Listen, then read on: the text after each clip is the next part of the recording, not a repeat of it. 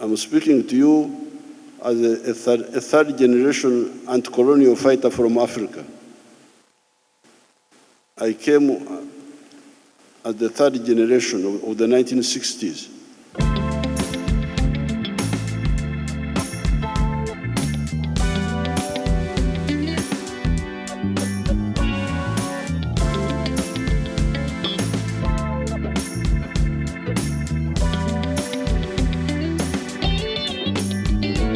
I want to thank you for having honored us with chairing the NAM for this period.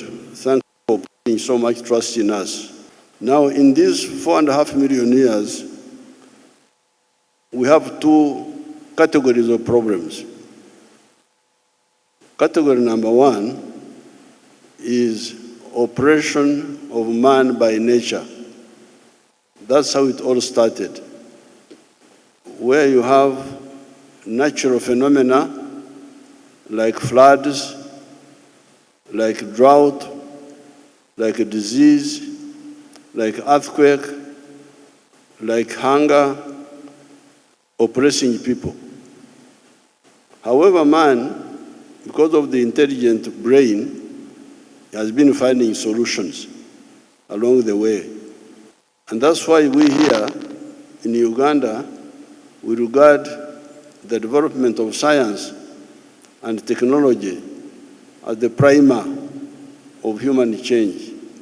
It's not correct for people to mix up issues. I've told you that operation of man, number one, has been operation by nature. Here in Africa, we are still suffering from a bit of that.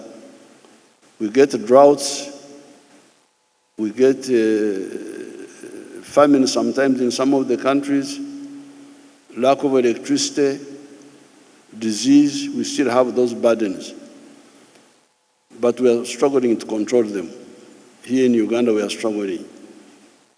Now, the second operation is operation of man, by fellow men. This came along when man was beginning to advance. Smaller groups of human beings started trying to control other groups. This is what causes now conflict among the human groups. So therefore, the two conflicts must all be well understood. Once there is advance in the control of nature through science, we should be very happy, and there should be no conflict. I don't see why anybody would worry that country X and B and C have come up out of poverty. They have come up, they are more prosperous. After all, if you want to do business, why do you want to do business with a poor man, a poor partner? How much would he buy from you? Why don't we want all our partners to be prosperous so that we can do better business? Business is production and consumption. If you produce and nobody buys, there will be no business. So it is very important for all of us to understand this dynamic of business has two sides, production and consumption. In Europe, when there was changes in Europe, after Adam Smith helped Europe to understand the efficiency of the private sector, in his book of 1776, The Source of the Wealth of Nations, there was rapid growth of industries, but consumption remained stagnant. And in 1929, the capitalist system collapsed. Why demand? You cannot talk of business if you don't talk of the purchasing power of all your partners.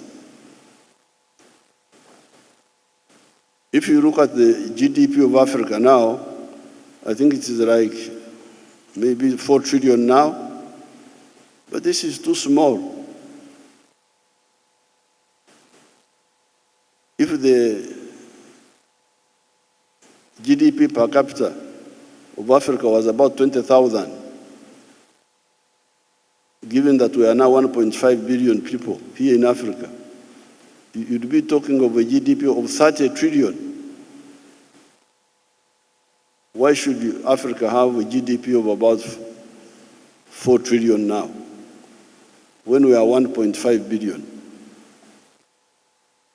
If the GDP per capita went to about 20,000, you can see, I think we would go to about 30 trillion. If it goes to 25,000, we would go maybe to 45 trillion. And our partners would benefit because we would buy more from them. So therefore, I salute the non-aligned movement.